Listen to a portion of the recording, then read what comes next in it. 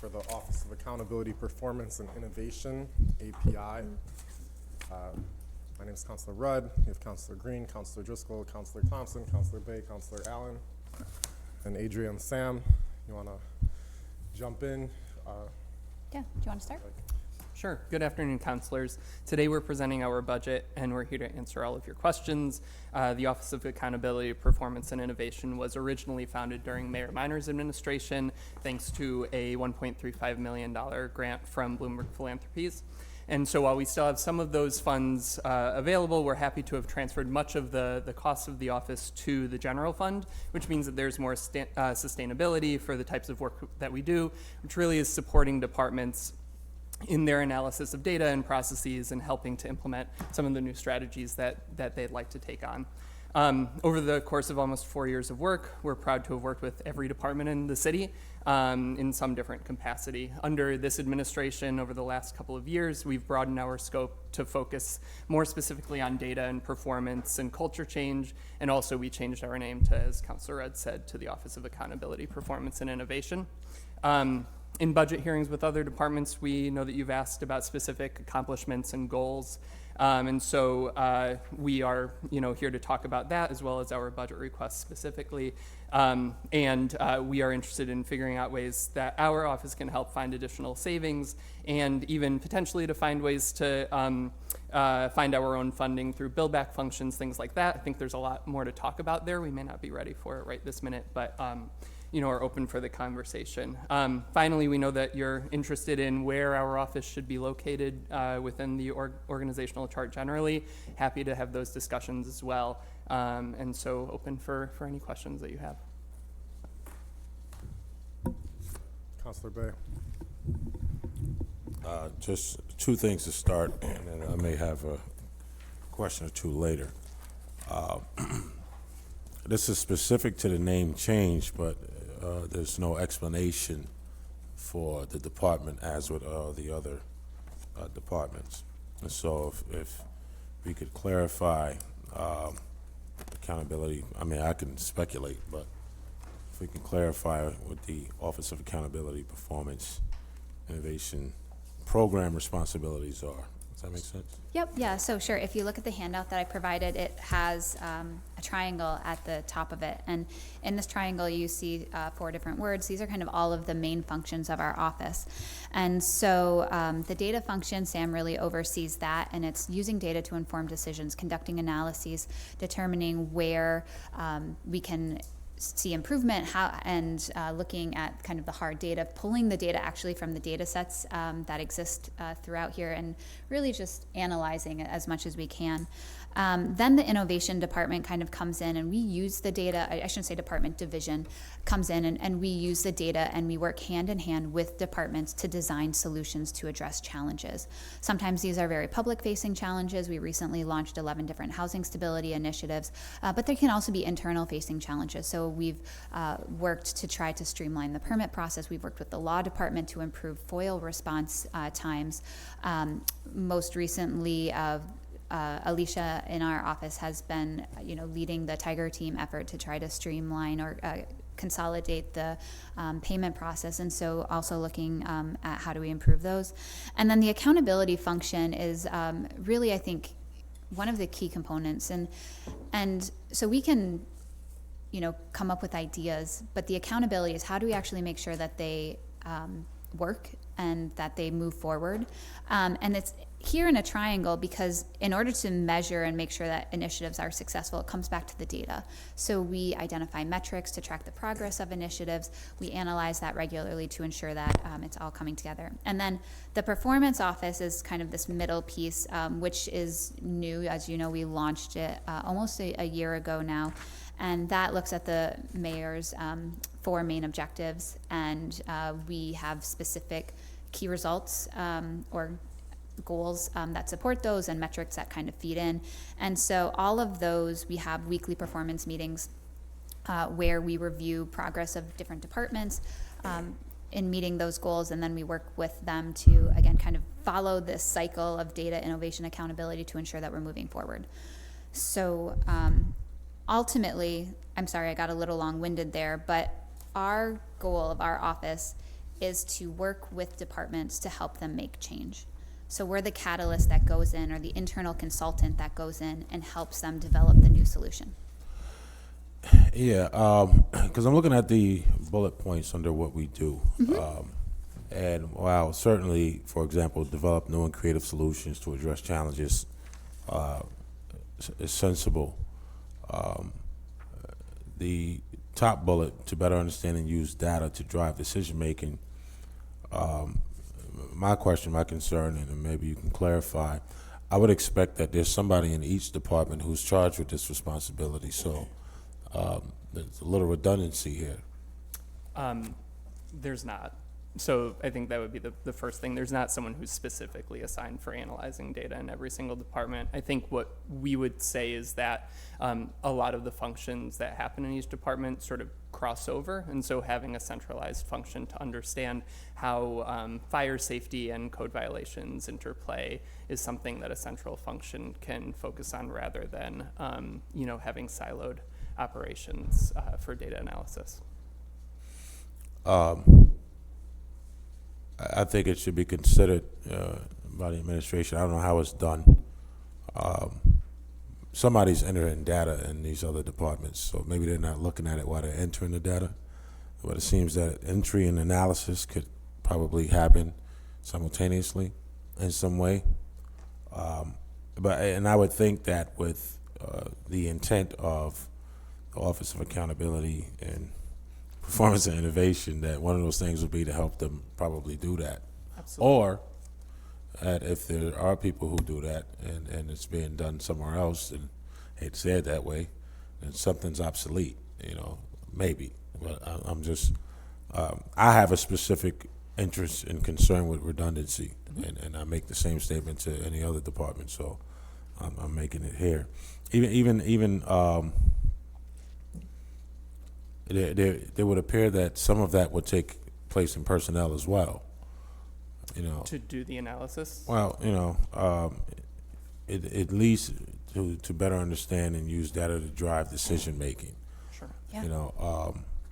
And so just from my perspective, and like I said, maybe it could be clarified at some point, if not now, how these things mesh, and maybe that hasn't been worked out yet, but. In terms of data collection and then the analysis that we do? Yeah, and maybe how is it different from what somebody in personnel may do? For example, when they're keeping track of records and hiring and so on and so forth. Does that make sense? Mm-hmm. Sure. Yeah, I mean, I think, so to your point about personnel, there may be a thought about how many people in the city do we think may retire in the next 5 years? That may be an analysis the personnel department may do. It may also not be. Getting data out of the specific system that most of the personnel data lives in is a challenge in itself. And so having the skill set to be able to pull that information and then analyze it and have the sort of right methodology for doing it is a skill set in itself. Yeah, I agree, but then I hate to say it that way. It sounds like we may be paying some people for nothing, and I'm just being blunt, because I would expect, we functioned for a long time without an Office of Innovation, which means somebody has been tracking the data and analyzing it, and ultimately a determination was made that we needed more analysis, which I don't disagree with necessarily. But, again, not to state the obvious, but that's what you guys are here for, to figure out how to streamline this process, if there is in fact a need to streamline. But it just seems like it's maybe analyzing how the other departments have already analyzed the data. Yeah.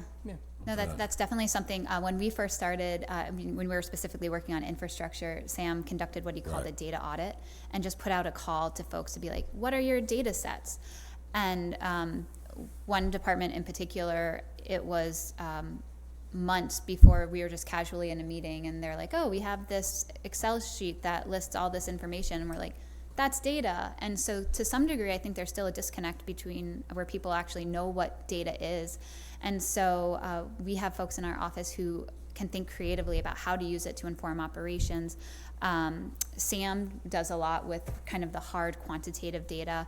I work a lot with more of the qualitative data, and so I'll do process mapping with the departments. And I think I talked to you before about like the Lean and Six Sigma, and so we've done that with some departments. We have something coming up with zoning and permits next week actually to do that, but start to look at the time that it takes to complete a process. Where is their waste? How can we start to streamline it? So that's a different type of data that I use, but I think it all combines. So we're going to be actually working with the example you've been giving, personnel, to try to figure out how do we make them more efficient and how do we improve some of the processes ultimately. So I think that we have like this deep repository of data that we can rely upon to improve our operations as we go forward. So getting back to your question, I think, yeah, we have folks who are doing the input, but the analysis skills in the majority of the departments, not all of the departments. NBD certainly has a very strong data analysis capability, but most folks don't have that analysis skill. Understood.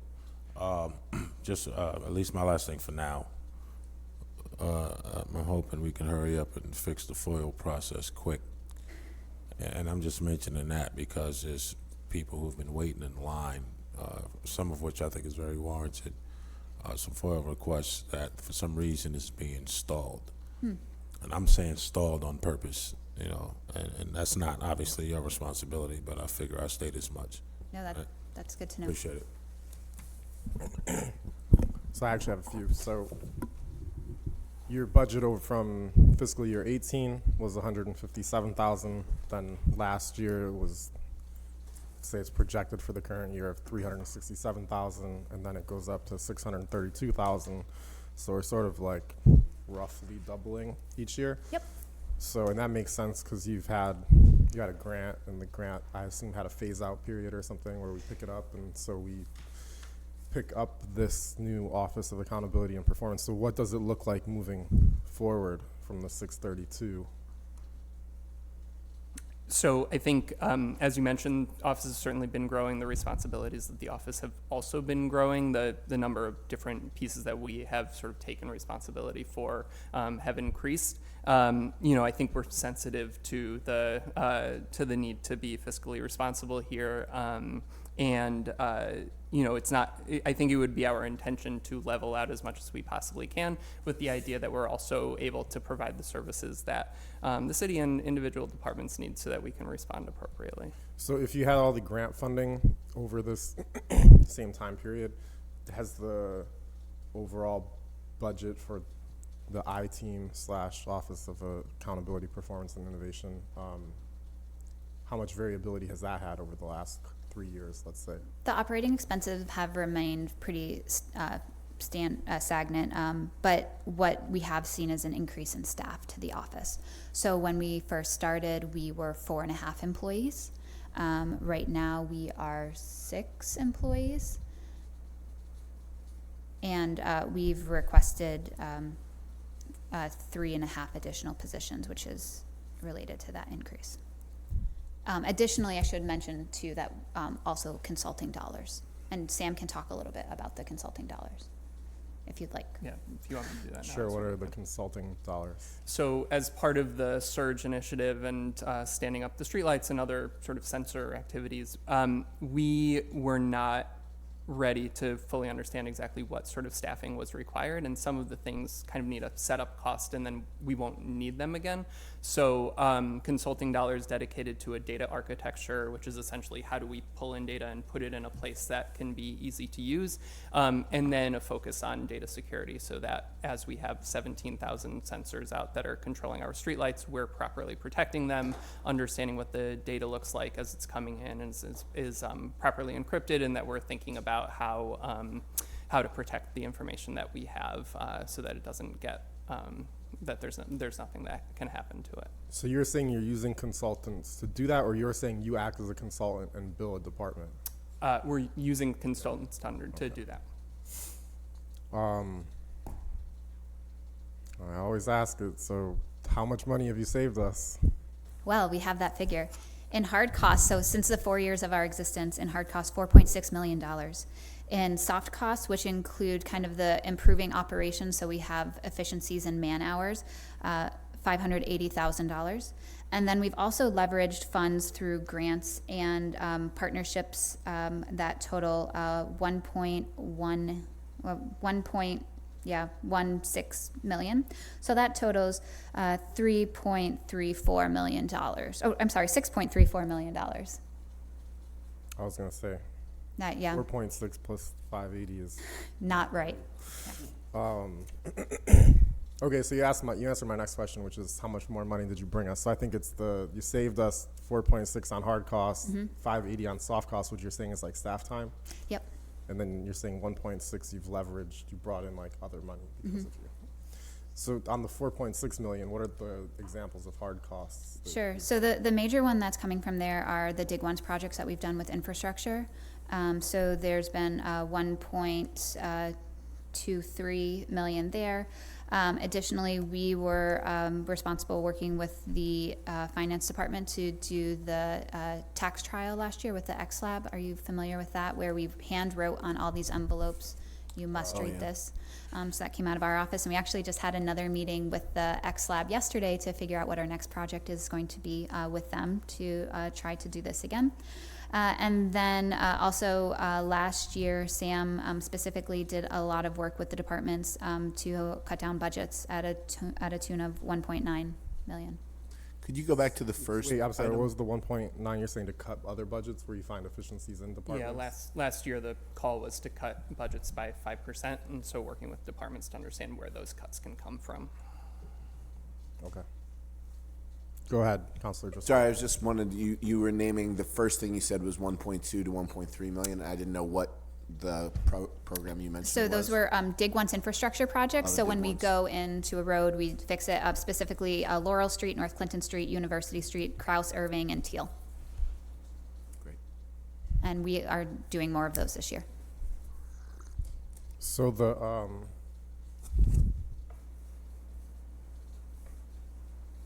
you're 4.5 to 6 people. The 6 people are covered in the salaries line alone, or they're right? So this is we have, when you look at the salaries line, this is for actually 4.5 people. So it would be 3 new hires, and then Samantha Lynette in our office is currently on Sura, but she's leaving next month, and we would like to refill her position. And so in refilling that, we'll move that up to the salary line. And then if you look in the professional services line, the 541,500, this includes the consulting dollars that Sam talked about, and then 4 salaries. So do you have any breakdown of the way the consultants work with the 563,000? Yeah, it's on a page in the back. Let me pull that for you. Page 322.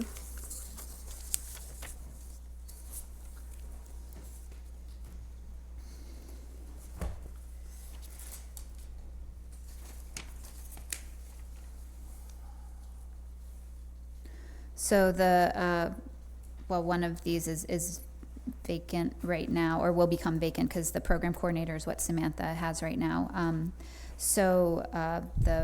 Out of the first 5 things on this page, 4 of them would be filled, and then fringe. Oh, we still have Bloomberg money that we're spending at this point in time. So the interns are all reimbursed by the grant.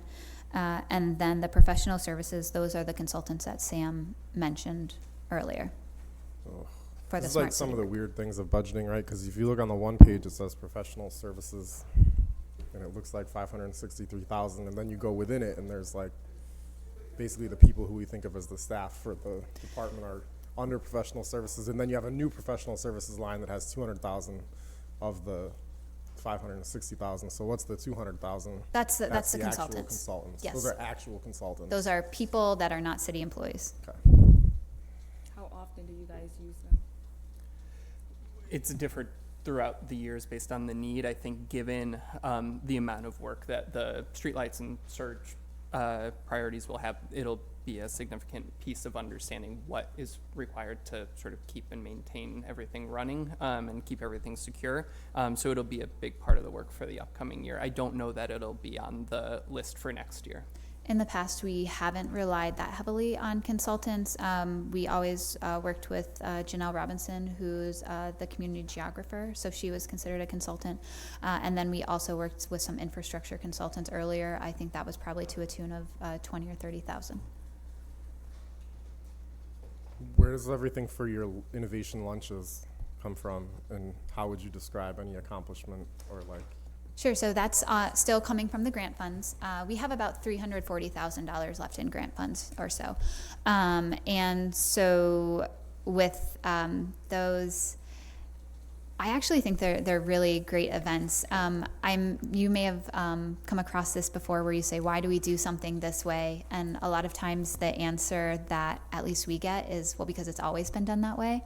And that's not, in my mind, the right answer at all. And so we're doing a bunch of different culture events and activities that some of you have been involved in to try to change that, and ultimately try to change the attitudes of people so that they feel like they have the autonomy and the authority to change some of the work. So if Sam is, his only job is that he's responsible for this one form, Sam, I want you to take that form and make it the best form that it can be and make it as efficient and great as it can. And so the lunches specifically that you were talking about, where we were looking at travel papers and how do we streamline that process. Counselor, I do know that you've at least probably been through the travel paper process for that trip to Memphis that you took last year, but Still didn't get my money back. let's talk about that. Okay.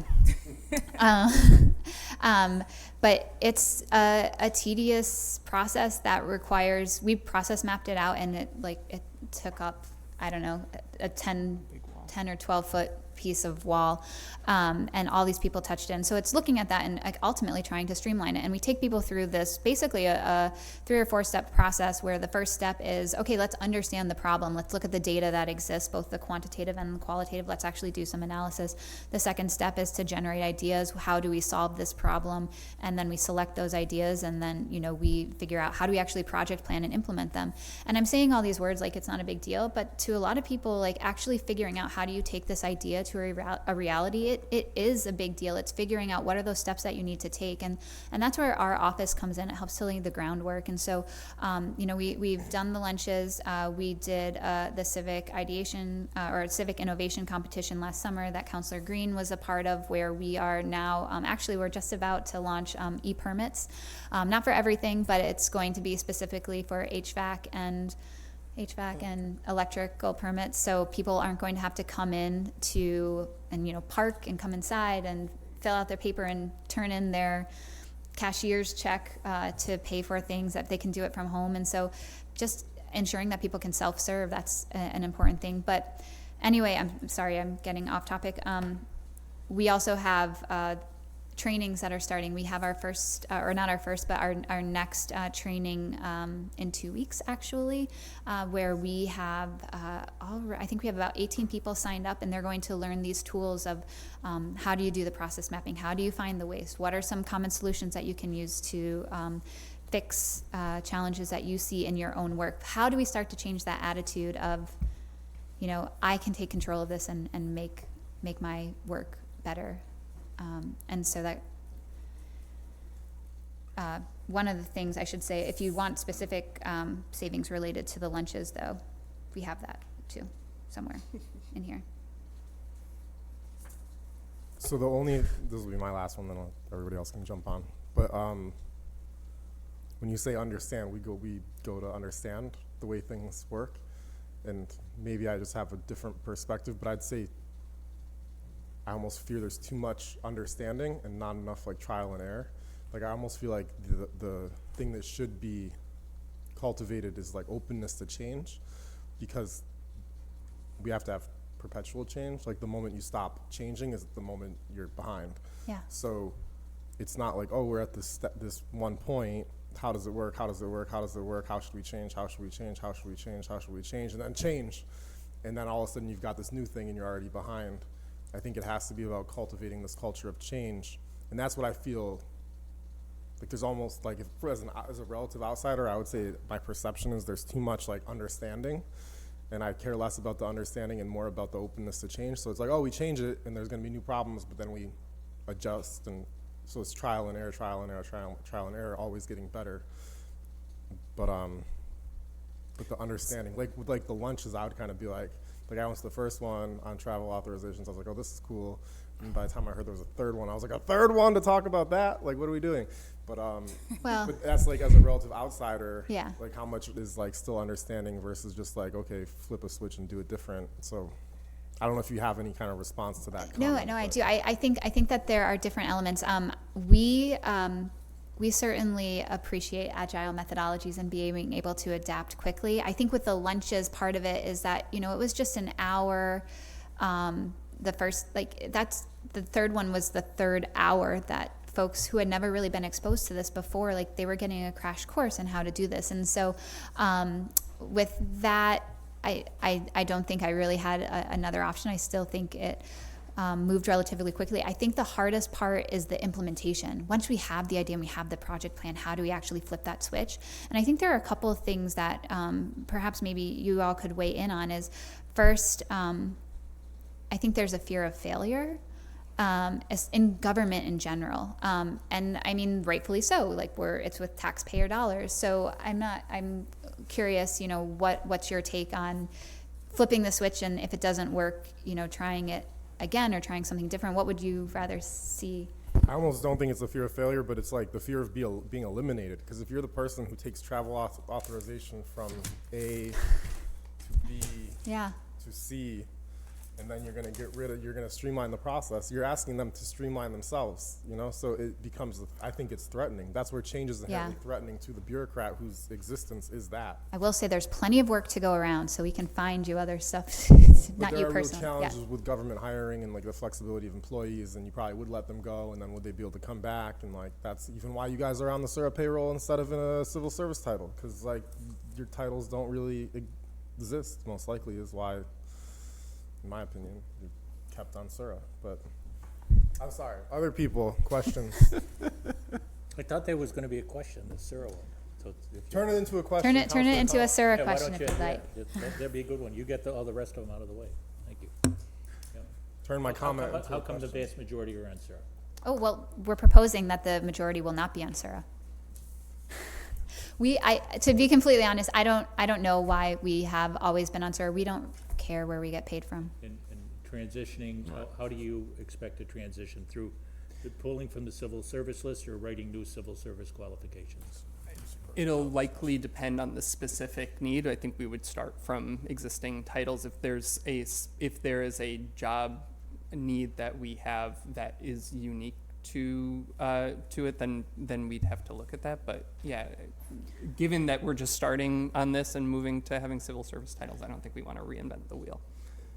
I spoke with somebody in Albany 2 weeks ago and learned about how they do civil service titles, because this, to be completely honest, we have a meeting scheduled with HR next week to learn more about how the civil service stuff works. We're just not as educated in that, but we're willing to learn and we're willing to do whatever it takes. It hasn't been in our wheelhouse before.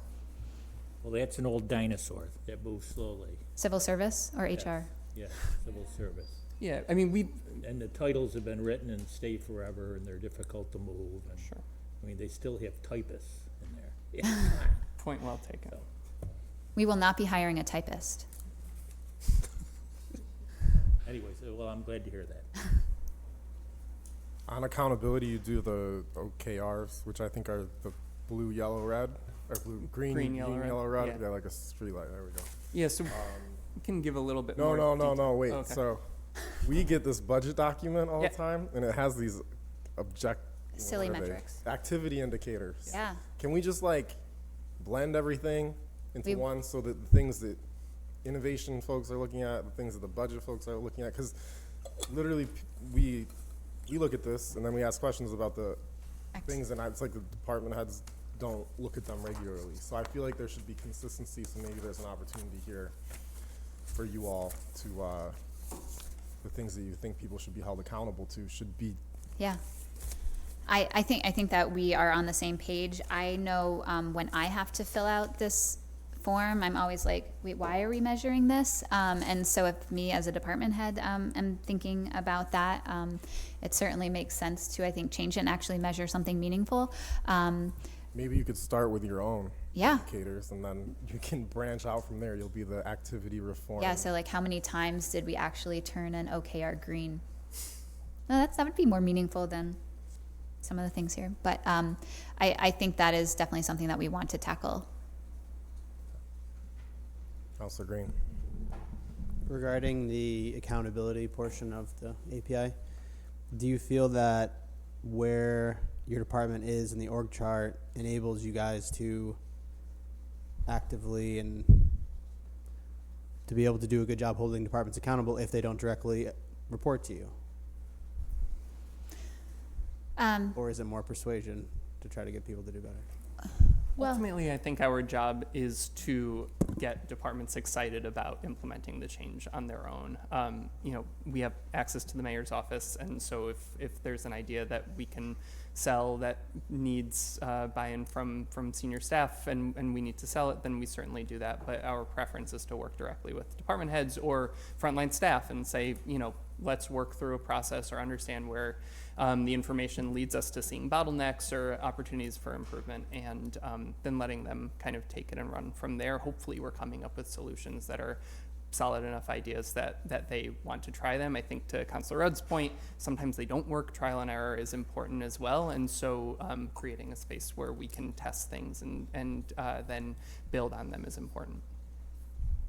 I think luckily we've also gotten to a point now where departments are coming to us to ask for help.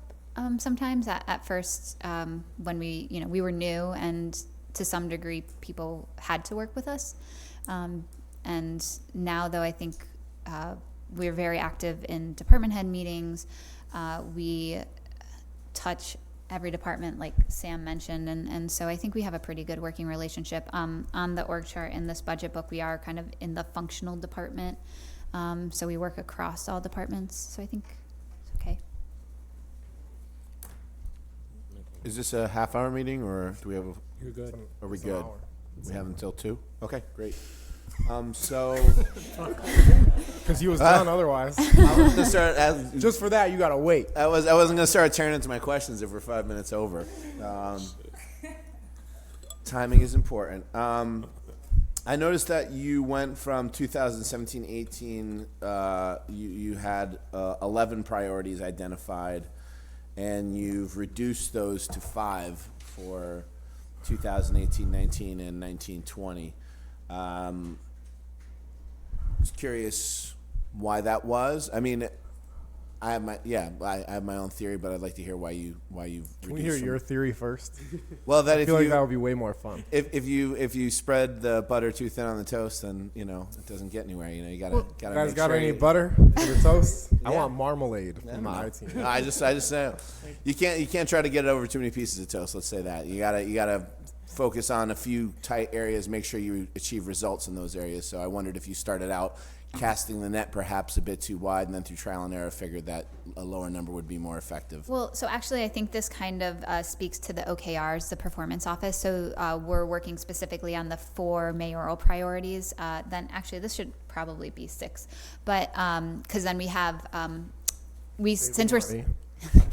since we have the 4 mayoral priorities with the OKRs, and then we have the kind of the I-team priority area. So since we're still receiving funding from Bloomberg, we still have to follow their framework, which is you have 1 mayoral priority a year. This year, we're going to be working on permitting. And then also kind of the smart city thing is another kind of big component here that fits in. So that would take it up to 6. But I think what it was before we were just taking whatever we could and doing everything we can, and we're trying now to have, because of capacity, a slightly more focused approach and try to funnel things through that one of those mayoral objectives. Yeah, I think I think that's great. Good to hear that. And you guys are taking on permitting next year? Well, now. Now? Yeah. Wow, exciting. I would love to see some. And the streamlining portion of it, right? Why don't you talk about that? That's a, yeah. Oh yeah, I mean, I would just love to see it. We hear from, I mean, obviously when you're, obviously developers don't think there should be more regulations or anything. So in the same sense, we usually hear back that permitting, but I have heard from some objective sources that our permitting is in desperate need of streamlining. I hear it takes months to get approved to get a porch built. It takes forever sometimes. Speaking Tim from is experience. channeling our constituents. Yeah. So one of the things that we look at with the objectives and key results is speed to approve permits. Jake in the permits office, who runs the permits office, has been great in really owning those key results and thinking about ways to use the information that he's getting and just the feedback from everybody. So that goes to e-permits. And then, as Adria said, I think working through specifically on where there's opportunity for process improvement. So it is a key focus for sure. The bigger problem, though, relative to permits is not in the permits office. It's the permits sitting on the desk at DPW under papers for about 2 or 3 weeks. We will be looking at bottlenecks. I appreciate it. Yeah, great. Well, that would be really good. And the one I hear the most is that people get to the end of the road with one permit and were not informed at the first permit point that there would be another permit that was required after the first permit. So that it seems that we're getting people out there, and then as they finish their permit, they realize that there's more. So if we could really focus on a one-stop shop, as people come in, I don't know if that's, I'm sure I'm not the first person who's. No, but it might mentioned that make to you. make sense just to convene counselors maybe in a few different small groups so we Yeah, can hear that would what be you have great. to say.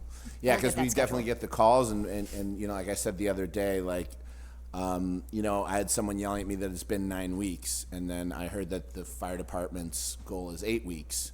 So, I don't know, is that good? I mean, That means that we did not meet the you know goal. what I mean? I mean, for me, I don't know. I would like to start putting a shovel in the ground, after I've filed. A week, 2 weeks seems a reasonable time. But yeah, 2 to 3 months on things definitely seems a bit too much for me. But I don't know how long this stuff takes, et cetera, et cetera. But yeah, more information on that. But I think having like a case manager at the beginning that lets them know the full gamut of permits that they're going to need at the beginning is probably one of the most crucial steps, because I hear the frustration from so many people when they've gotten to the end of the road with one and then they're told, now you have to start at the top with another one. So I'm very excited to hear you're focused on permits, and I would love to, as you said, break up into small groups and learn more about what you're doing and get that feedback from people. And so my bigger question that I'm very concerned with is streetlight surge and what exactly your duties are as the IT team or the API. And it just seems to me like I actually kind of instigated a council session about this, but I wasn't able to attend the second session that we had on this. But just seems like a gargantuan effort and so much stuff, and I just don't know how much if we have the adequate amount of resources to make sure this is executed properly. So that's a big concern in the tech center, and I guess. So that's not all us, first of all.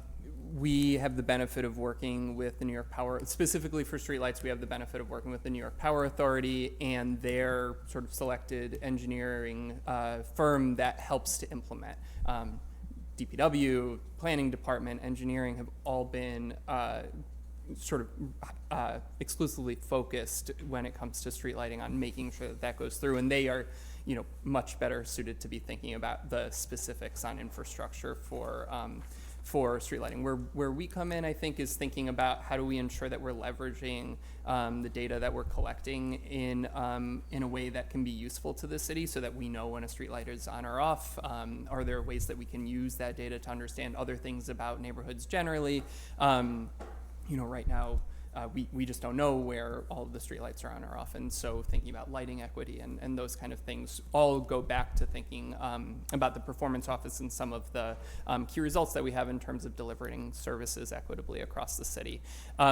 Additionally, I think ensuring that data is secure, that we're collecting data in a way that people in the community are comfortable with. There are a lot of ways that data can be collected that doesn't think about privacy. So being really focused on how to establish a framework where there can be participation from the council or from people in the community to talk about what they're comfortable with, and not, because I think that's just something that a government should be thinking about. So playing that kind of role is something that we're involved with. And then I think to the degree that we have partnerships with some of the organizations nationally that are focusing on things like this. So our work that we've done with What Works Cities, which is a Bloomberg initiative. They have the Sunlight Foundation as a part of that umbrella that helps to think about open government. And so ensuring that as we're collecting data about how many people are crossing a street, that sort of information can be made public, also responsibly public, is really important. And then I think also leveraging some of the partners that we have locally. So whether that's the university and some of the expertise in research that they have, whether it's on centers, smart cities, privacy, policy again, or organizations like there's a group called Hack Upstate that does hackathons every 6 months, partnering with them so that we can create engagement with local developer communities to say, cities interested in doing these kind of things. There's a lot of data that we've never really dealt with before. Maybe there's some interest in using it and building things, and maybe there's an opportunity to start creating more ways for people to get information from them. I know Councilor Bay has a comment, but I'm getting a delivery in a few minutes that may prevent me from being effective, so you can run the meeting and when I have to step out. But my last question is, we talked about trial and error, you talked about the fear of failure with government bureaucrats. It seems like if anybody should not be afraid of failing and trying and failing, it should be you guys. So what was your biggest failure of the year? Oh, of the year. Probably not sleeping as much as I should have. For this. So I think we talk a lot about the performance office and a lot about where we think that there's a lot of opportunity there. The dashboard that we built, I think we know when we launched it that it was not there yet, and it wasn't perfect. It wasn't exactly what we wanted, but we needed to get it going, and thought that it would be important even as it was. And so, we've interacted before where there's been questions about exactly what is it showing and is it the best way to show it. I think the answer is at that specific point, yes, but in the long term, no. And so we are at this moment sort of retooling it, making it hopefully more understandable, adding in additional metrics. We're constantly clarifying with departments about what the right things to measure are. How do we make them more accessible, not just to departments, but to the council, to the public. So, the program overall isn't a failure, but I think it's an example of how we can do trial and error and improve on it quickly without saying this has to be perfect before we get going. Green, yellow, red. You should still answer. No, I still haven't. I have an answer ready. So it's actually something that we started a couple of years ago, but we were supposed to scale in the past year. So we worked with code enforcement to launch this program called the TOP program. And so the whole idea of it is that the city of Syracuse is currently divided into quadrants for code enforcement, and there are 5 code enforcement officers in each one. We worked to do a pilot where we're going to break the city down into smaller areas. We piloted it with 2 inspectors. It was really successful. The whole idea is that they have the smaller area, they can be on foot, they can look at houses more frequently, they can be your friendly neighborhood code inspector, and we're still working to try to scale it. There's just been a couple different challenges that have come up where I'm not ready to call it a failure necessarily, but it hasn't happened in the time frame that I wanted to. And so expanding that, I think, is like the biggest thing that I'd like to get done. Councilor Bay. Appreciate it. So, of course, I'm going to express my appreciation and satisfaction with hearing about the looking into Six Sigma. I certainly think it's a worthwhile investment that I don't want to put the burden on you two to do all of that algebra, but 1 or 2 of you to get a master black belt and make our commissioners black belts, and that'll certainly improve our efficiency. So, to me, I think that's a worthwhile investment. I don't know if that's considered, but I'm throwing that out there. To the point of your question, though, the question about what we think it is, whether it's relative to trial and error and if it's fair or failure, I would probably argue that it's the problem that I've experienced here is that custom oftentimes, unfortunately, has replaced the rule. And custom, or what has become established tradition, in terms of action and or behavior in some departments, is probably your biggest hurdle. more so than the fear of failure, and that's just my perspective. I'm a fan of innovation. I like the idea of the office. You got kind of like this right and left brain function. I just think that I think one of the bigger concerns, I'll speak for myself, and I don't know if I'm speaking for others, is the aforementioned concern with redundancy. If this makes sense, I think the office has a valid purpose, but I think that may be in the back of the minds of some people, and they're not saying it out loud.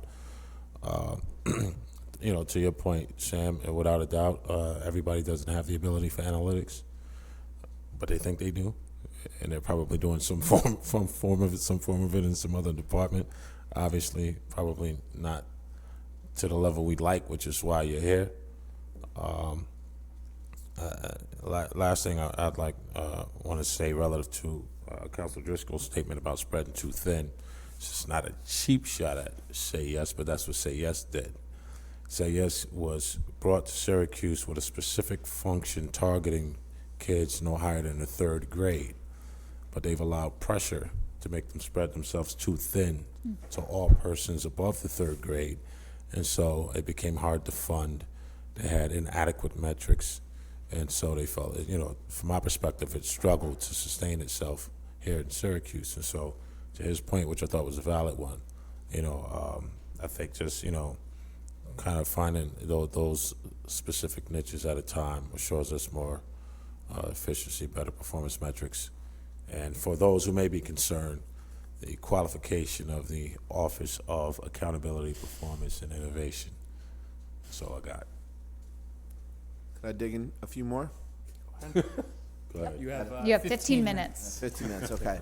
So, just wanted to kind of circle back to my initial question. So, the data sensors in the streetlights and the data collection, that is your wheelhouse. That is what you're responsible for. Yeah, I mean, so there's some specifics on like the actual sensor. I'm not going to manage that. Right. That's a piece of infrastructure that DPW will be. So one of them breaks, DPW is going to go and make sure that's fixed. Right. The data that comes out of it, yeah, I'll think about how can we leverage Not the physical it. infrastructure, but the data digital infrastructure. The data infrastructure is your. Yes. Do you feel you have the capacity, staffing, and ability to execute that? That's part of the asks for additional staff is related to that for sure. Okay. And my other question would be, I felt like when we started the conversation, so I spent a lot of time studying municipalities that had done municipal broadband, Chattanooga, some others that had had a lot of success. Yep. We recently saw the Syracuse.com article that 1 in 4 people in Syracuse don't have digital access. Yep. It felt like when the rollout came and we sat with Christy in the beginning of the streetlight conversation that digital equity was going to be a primary focus of the streetlight project. I know the FCC has passed some regulation that made that more challenging. But is that still a goal? Are we on track to get there? How are we going to get there? I know we have a committee meeting soon, talk about the new contracts coming out for the small cell stuff. But yeah, I mean, that's still a hugely important issue to me. And I feel like it's kind of been put on the back burner. So I just want to know where we are. I hope I don't want you to feel that way. I think the sort of guiding principles behind the Surge initiative generally have been based on digital equity, hoping to sort of grasp onto where the economy is going to go and the need to be able to be connected in a broad way, and also understanding that just isn't the way that it is in Syracuse. To do a model like Chattanooga is really expensive and is a decade-long project. That is certainly something that I think that we can think about, but it's a big proposal for sure. Big lift, yeah. What we're understanding is where there are places that the city can currently leverage existing fiber to provide better connectivity. I think part of what we're working through as well and understanding how we can use the grant from New York Power Authority that came along with the purchase of the streetlights is how we can provide Wi-Fi access in certain parts of the city to at least give a baseline amount of access. Granted, that's not gonna solve the problem. There's a long way to go. I think. Wait, sorry, can you roll that back? Yeah. Just tell me what you just said again. Yeah, so the New York Power Authority provided $500,000 in grant funding to try sort of smart city pilot projects. One of the things in thinking about digital equity is to ensure that there's connectivity citywide. And so one of the things that we've talked about, and I think Christy talked about as well initially, was providing some amount of Wi-Fi, public Wi-Fi in at least parts of the city as a pilot. Citywide is a big lift, yeah. big lift. Certainly something that we could think about in the long term. Part of what we're trying to do in this process is understand, as again, where Councilor Rudd was coming to, is how can we test these things, make sure that we're doing it responsibly. Deploying fiber citywide to the home is a massively expensive thing that the city probably shouldn't own overall. Right. Public Wi-Fi citywide is there's a lot of things that go into ensuring that can be delivered consistently as well. And so piloting it in the short term is at least what makes sense to me. And then taking the places that we can do it well, expand it if there are partnerships that we can have with the university, with other local partners or more national partners, leveraging them in a responsible way, I think is the best path forward. How do you mean by leveraging? If there are, if there's existing Wi-Fi access points already that you could say, well, let's make them public, maybe that's an opportunity. If there are corporate funders that want to come in and say, we'll help to aid in the overall vision, maybe that's a way to do it. I think those are things that we're working through. I don't know completely yet. But those are the kind of ways I think starting to think through where the strategy and vision can go is at least where I see a key portion of the next year going. Rich Pachalski. Well, Joe Driscoll, keep going. You're doing a great job. pay no attention to the man behind the door.